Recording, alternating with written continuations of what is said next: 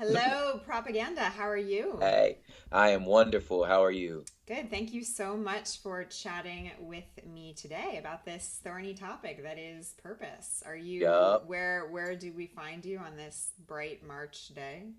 I am in Nashville, starting rehearsals for my next tour with my buddy Andy Mineo. So we leave on Friday, and yeah, Friday we leave Friday, head straight to New York, and start getting busy. Wow, that's amazing. Yeah, Okay, well, let me read your, official bio just for folks who don't already know and love you. go for it. So, from the same soil that grew Jim Morrison, Tony Hawk, NWA Snoop, and Kendrick Lamar grows another LA native, Propaganda. What do you say about Propaganda? He's a poet, political activist, husband, father, academic, and MC. With LA flowing through his veins and armed with a bold message, Propaganda has assembled a body of work that challenges his listeners with every verse and reaches across the spectrum of pop culture. From aggressive battle raps to smooth introspective rhythms, Propaganda's music will cause you to nod your head, but more importantly, it will stretch your mind and heart. And yeah, that's the truth. Whoever wrote that knew the thing, right? Yeah, it's the most uncomfortable thing ever to like watch somebody read your bio. Yeah, no, I'm like watching you squirm there in your hotel Yeah, I'm like, room. Okay, so tell me what I didn't say in that short paragraph that you think kind of relates to this idea of who you are in 2016 and if you are where you thought you would be. Yeah. Well, obviously the husband and father part is not in there. You know, the incredibly insecure trying to be what I think that thing says, is not mentioned in it. Um so yeah, I mean, people are just humans are complex, you know what I'm saying? And there's so many different spheres of existence that we're kind of all in, and trying to put that into like 30 words or just a paragraph is like, you know, is almost it's just insulting to any Hmm. person, you know what I'm saying, to try to Hmm. boil them down to like a paragraph. But yeah, so I think that there's so many other facets, you know what I'm saying? There's like, the guy that like, yeah, you can sold 700 tickets, 1,000, 1,500 tickets to a concert just to come home and still see that my daughter still can't flush the toilet, or like Hmm. her, you know, the clothes she wore yesterday are still on the bathroom floor and she's got three towels. And I'm like, you're 10 years old, you're 4'2", you need one towel. You know what I'm saying? And like, why can't you pick your clothes up? Like, this is you've been here 10 years. You've been here 10 years. You know what I'm saying? So there's still like there's that part, there's just desperately trying to hide my insecurities, you know what I'm saying? There's that side. Um but am I where, I would hope to be? Um I think I'm in a place where I would have never imagined that I had no categories for where I am now. Hmm. Like that's something that you never really I just never really it's just not real. Like, I don't know how do you say this. Like when you start doing things that I guess you desire to do, um, you never really think it's real. You're just like, I'm shooting at this, and maybe one day it'll work. And then when it does work, you're like, wait, I don't know if I reached the goal because I didn't know it was even possible in the first place. So I think that like in that sense, I am I'm happy in the sense that I still feel like I'm kind of on an adventure, Mm-hmm. that and you kind of never really know fully what's around the corner, you know what I'm saying? But my one of my mentors when I was younger is like you always be content but never satisfied. So like I think in that sense like I'm very content with where I am, but I'm not satisfied because I'm not done, you know what I mean? So I think that um there's a lot of joy that I have when I look at where I am now in 2016, to think that like, man, there's, you know, there I'm feeding my wife and children, you know what I'm saying, from art, you know what I'm saying, Mm-hmm. and then And that's something that I know a number of people can't say. So there's like a certain amount of just absolute thankfulness and awe for like where I am. And then there's a part of me that's like, I know that there's more. I know that there's other things I can be doing. So so I think that there's this kind of dual, like, I couldn't have even imagined where I am, which is like wonderful. And then there's like, this could probably be better, you know. Okay, so you said, you've done this thing, you're feeding your wife and kids with art. So is that your purpose? Is your purpose to do art and feed your wife and kids, or do you know what your purpose is? Yeah, see, man, that's so interesting. I think purpose, just like people, is such a complex, like, kind of term. And I think in my life, like, it's something that is like constantly kind of taking shape, if you will, or being discovered as I'm changing and evolving and growing. I don't think it's like this sort of fixed point Mm, in history, you know what I'm mm, saying, or in mm-hmm. time and space. But I do think that it's something that's like uh, revealed, and it's something that I do believe is transcendent. You know what I'm saying? That is like, not so much. Uh, how do I say this? Like shaped in the temporal, but I do think it's shaped in areas that are like intangible. Like, so I think it's shaped by sort of something that's transcendent. But I think that the vehicle for which those things are played out can vary. So when I look back at, like, I was a high school teacher for about 6 years. When I look back at that, I went to school for visual arts, and intercultural studies. And when I think about that, and then my like soiree, like almost like a 5 minute soiree into like youth pastor ministry, which Mm-hmm. was just a disaster for me. Okay. You know what I'm saying? Which, I mean, I enjoy the students, but like I'm not called to that, you know. Uh, but when I look back at that and kind of think about like even the tone of like where my music and my poetry and even like speaking and articles and stuff like that, like they've always, when I look back, it's always been kind of like sort of the same goal, which ultimately was like shaping culture. You know what I'm saying? Mm-hmm. Along the lines of sort of justice and understanding and kind of your place in the world. And I'm realizing now, like, ultimately, whether it was like a classroom teacher or poetry or hip hop, I think ultimately that's what I was trying to say. Hmm. So I find now that like the vehicle has changed, but I realize now, like, you know in the stage of life I'm in now, like ultimately I think that was my purpose. You know what I'm saying? Was like really just to speak in and to shaping culture, and I think I've learned to sort of now hold the vehicle a little looser.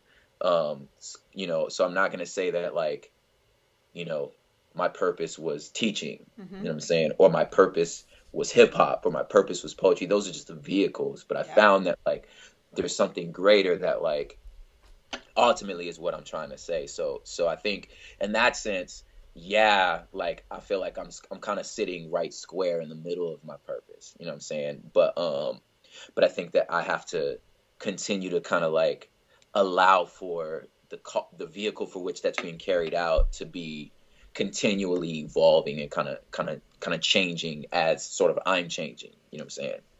I love that idea that they're vehicles for your purpose, because I think Hmm. it's so interesting, because I think some people sometimes say my purpose is to do this thing, and some Hmm. people say my purpose is to make this change or to have this Yeah. impact, and I do it through these different vehicles. So I'm Yeah. curious. Okay, so you have a lot of vehicles. You've Yeah. got your music and your writing and your speaking, and you're just sort of connecting with people and being out in the Mhm. world. How do you manage all those vehicles? Like, do you, in your mind, think a few of these are priorities? Yeah, I mean, there's the practical part of it, like what's paying the bills, Sure. there's that part, you know what I'm saying? But like I think one thing that's important to me is like kind of in managing those, really like recognizing like what I'm not good at, and kind of Hmm. allowing people around me to sort of help make sure that all of them are connected, and kind of say, okay, how do I make this sort of feed that, and then also feed this, that's all pointing towards the same thing. So if, you know, for a season, like I did I did sort of a poetry and photography book.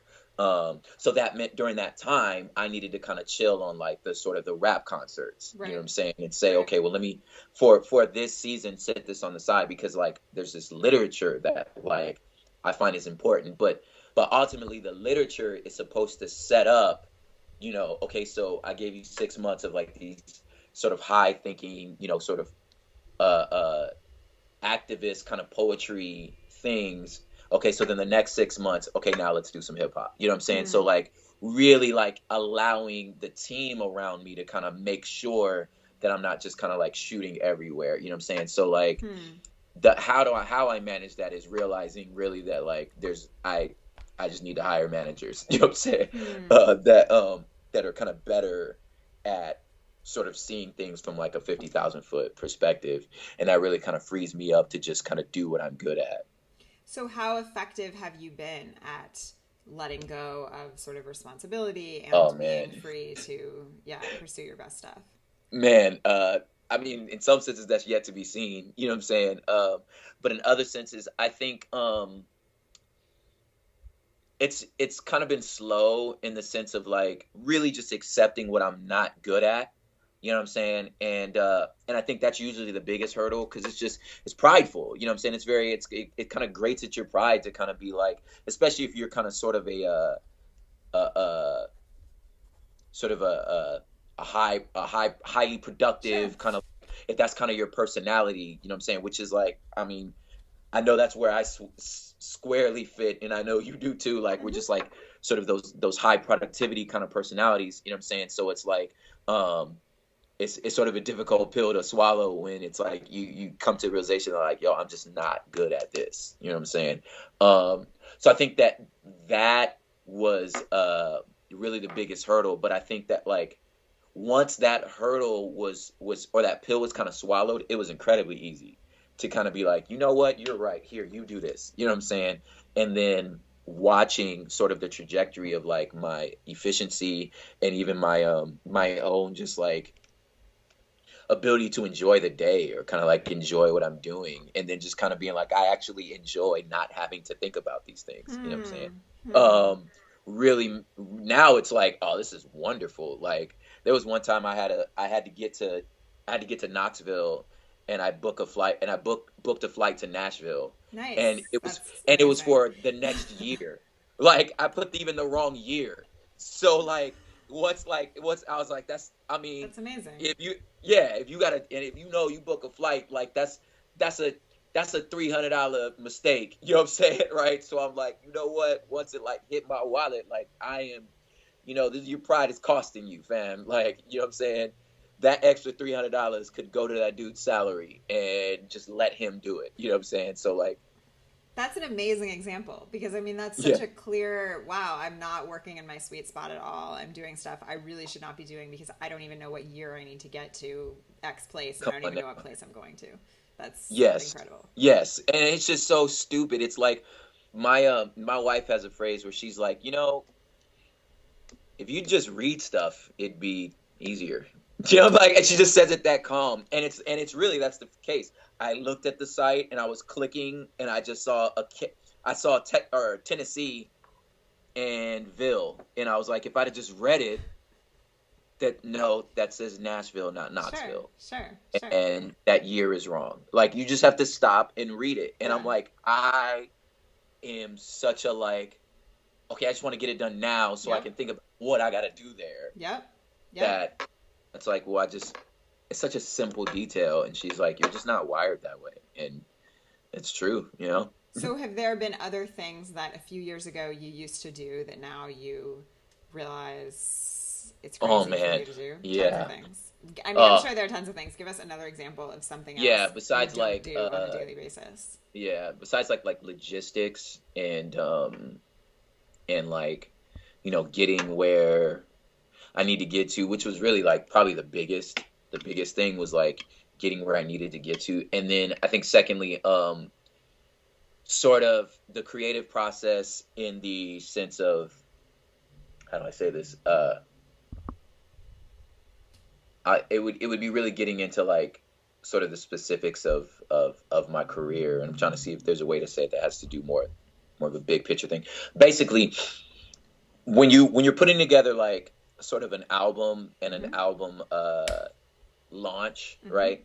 It's really a lot of ways a lot similar to like a book or like a TV series or whatever case may be. You're thinking about like, I'm planning the next 3 years of my life. You know what I'm saying? And there needs to be a certain level of cohesion, right? So when I'm like picking songs or thinking of production and like writing, I like too many things. So and I'll want to say a million things, and it just makes for a very disjointed product. You know what I'm saying? Because I have so much I want to say, and I like so many different sounds, right? So when I tried to produce my own records and then step into the artwork, right? Because again, I have like a background in illustration, so I want to do the design work, and then I want to come up with the idea for the videos and all these things and theme out the stuff. Like, I just like so much stuff, and I'm inspired by so many different things. It's just the product is all over the place. You know what I'm saying? So I've had, and I was doing that. Like, I was designing my own shirts. I was, booking my own shows. I was doing all these things, and it was just everywhere. It just looked like a hodgepodge. So like, having to say, okay, let me trust someone who's only focusing on design and visual arts. Let me trust someone who's only focusing on sound production, and give them my heart, tell them my desires, tell them what I'm looking for, let them shape a soundscape, and let them communicate with the visual artist to say, okay, the sound needs to match this look, and then once they match that look, let them talk to the apparel people and let them make that, so that, and then when we book rooms, so that the rooms are not just what I can get into, but like ones that create an environment that match the album, which match the visual look, you know what I'm saying? So just letting someone else do those things, so I can just like write hardcore raps and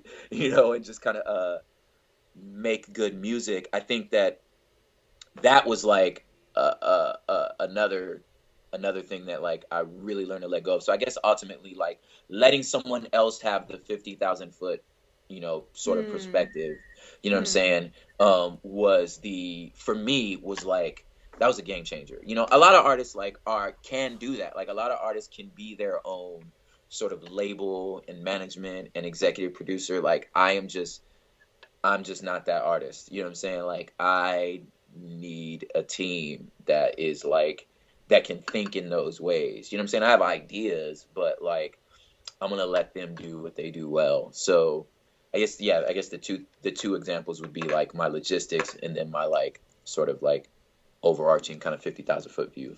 So nowadays, now that you have a team that helps you do all this stuff, do you see a difference in the type of art you're producing? Or, I mean, because... Absolutely. Okay. Yeah, because I'm able to think deeper. Yeah. And further about things. You know what I'm saying? Like, when you do this in isolation, like, you are your own like soundboard, right? So like, you're gonna go as far as you think you can go.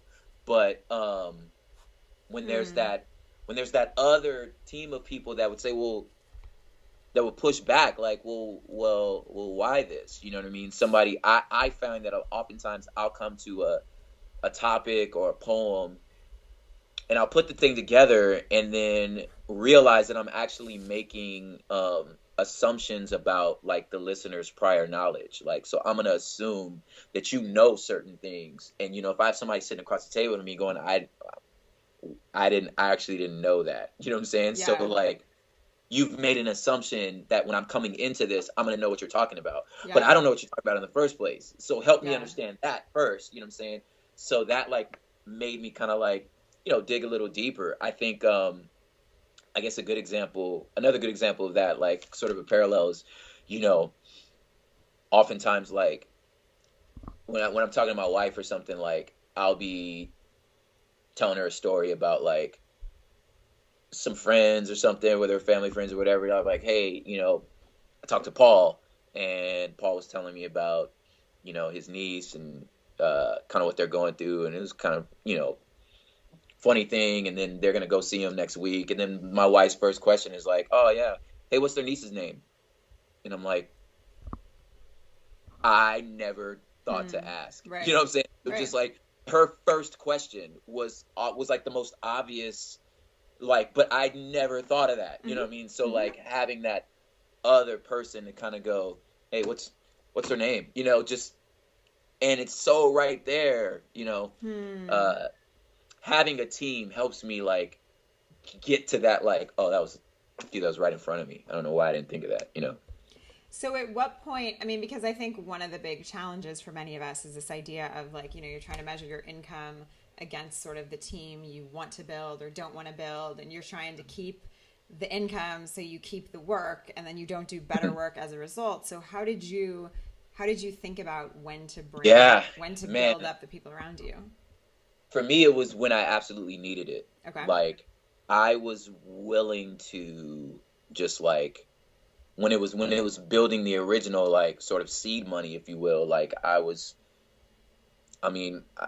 from the inner city, like I'm from the hood. So like for me, like not having cash flow is not as terrifying, you know what I'm saying? As, you know, because if you've been overdraft before, if you've stood at the county line, you know what I'm saying? Like I've been broke, like I'm not afraid of being broke, you know what I'm saying? So like, it's not the end of the world. You know what I mean? So for me, like I have that type of fortitude, like where I'm not afraid of being broke, you know?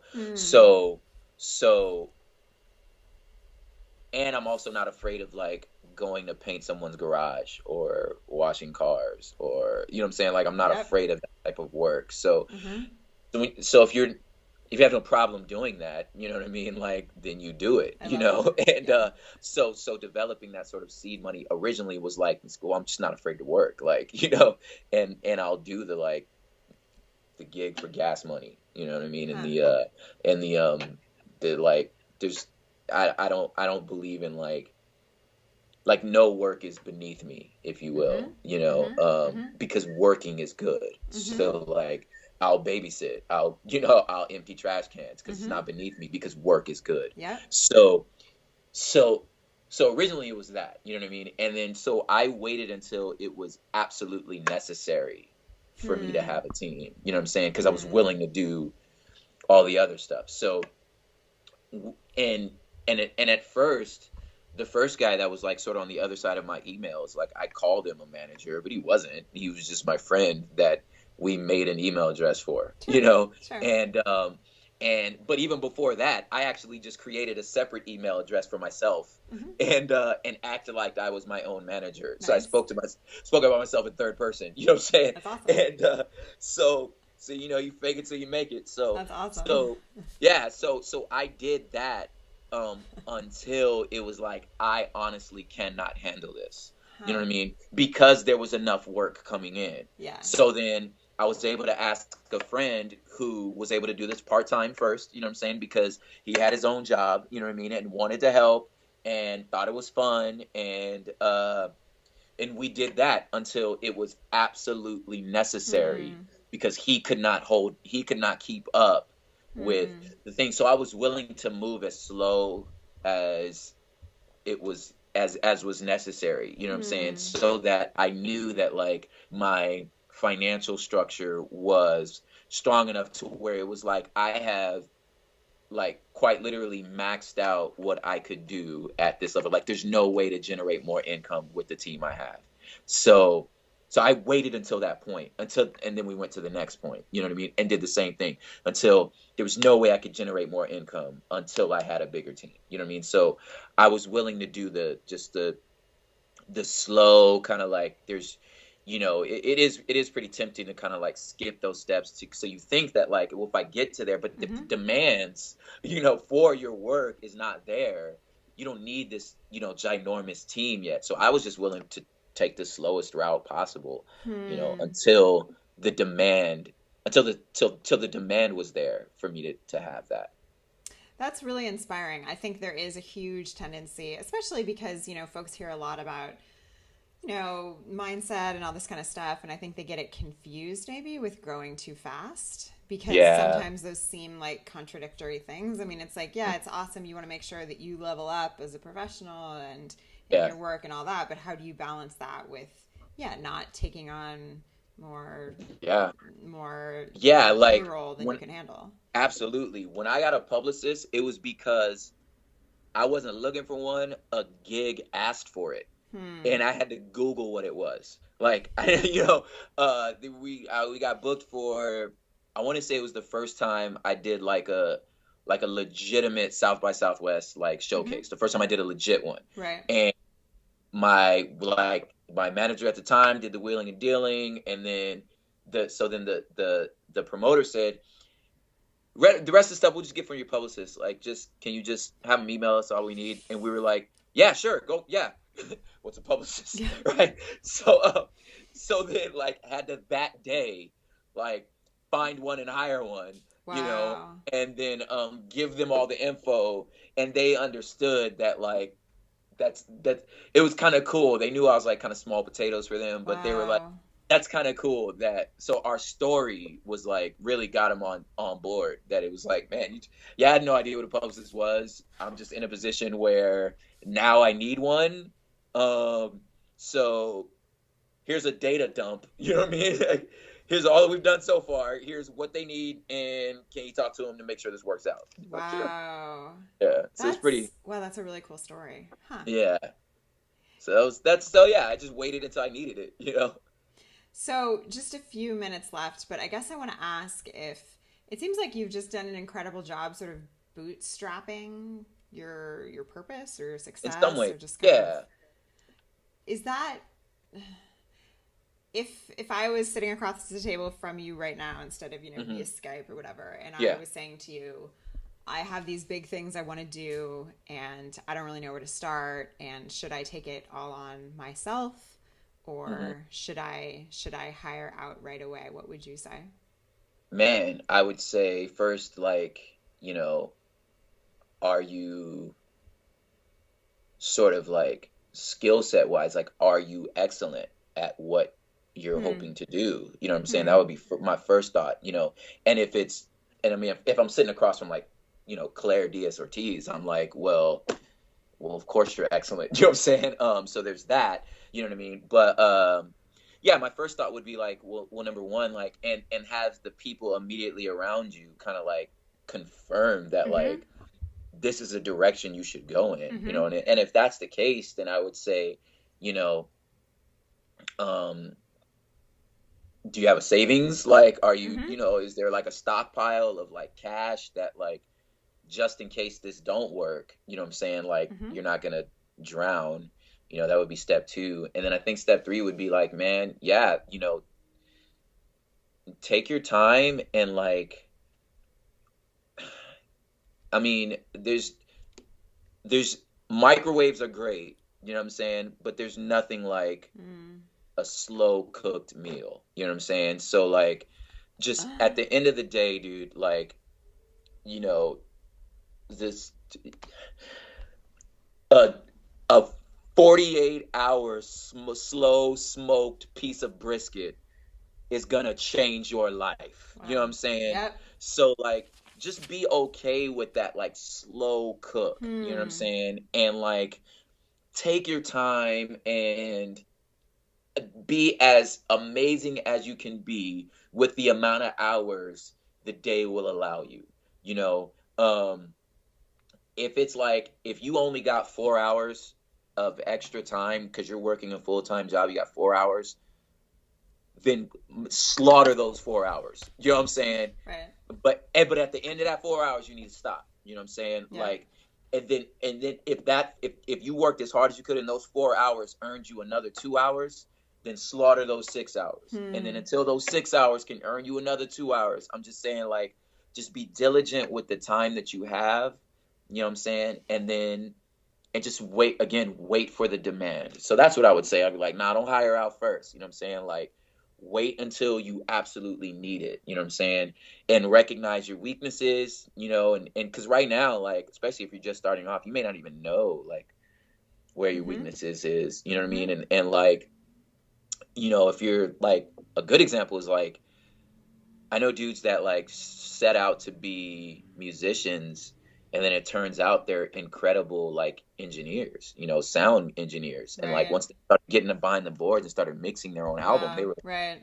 actually enjoy this way much more. You know what I'm saying? So like, don't hire out these like managers and engineers, and then you realize like, oh my God, I'd actually rather be an engineer. You know what I'm saying? Like, so just wait. You know what I mean? Like, you may discover that there's something else in this process that's like more life giving. My manager now was a poli-sci major. Like, you know what I'm saying? Like, he majored in poli-sci and then got like, and then went to like a master's in theology. And now he manages a rapper. You know what I'm saying? So like, you never know, you know? I love it. Yeah. Where can people find you? Hey, you can find me, you know what I'm saying, out here cooking. Nah, I am, website's humblebeast.com. That's where like all my, you know, tour dates and information, my socials are all just prop hip hop. Yeah, prop hip hop. So that's all on all of them. That's what they are. Awesome. Yeah. Thank you, Propaganda. Thank you so much, Claire. It's so cool. Yeah.